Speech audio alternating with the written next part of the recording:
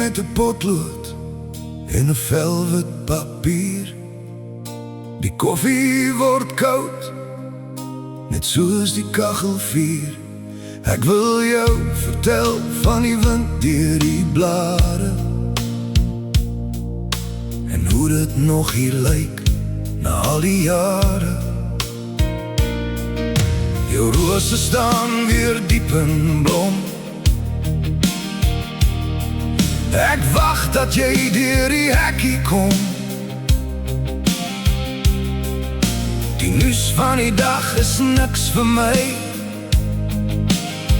maar die huis is stil en tyd gaan verby. So ek skryf hierdie briewe aan die hemelse blou, met woorde wat ek eintlik hier by my hou. Daar's geen seël op my woorde, geen adres op die brief, net 'n hart vol onthou en ek het jou lief. Miskien lees jy dit as die sterre vanaand verskyn, en weet dat jou spoor nooit hier onder sal verdwyn. Sag speel die radio jou liedjie in die gang. Dit vang my onkant, maak my hart weer bietjie bang. Jou handskrif in 'n ou boek, die een wat ek altyd in die onderste laai gaan soek.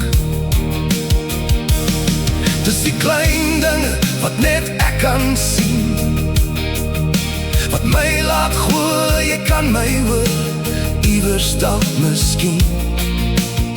Ek sit die brief in die laai by die ander wat reeds daar wag, en ek sê sagter as 'n fluister, lekker slaap en goeie nag.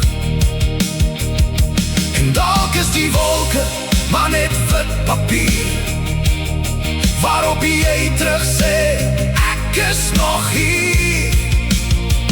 In die reis van die blare, in die stilte van die nacht, hoor ek jou stem en voel ek die krag.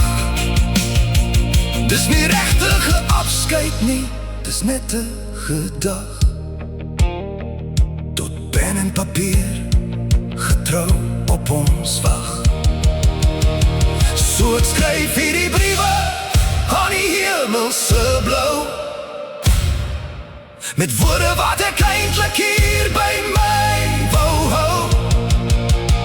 Daar's geen seël op my woorde, geen adres op die brief, net 'n hart vol onthou en ek het jou lief.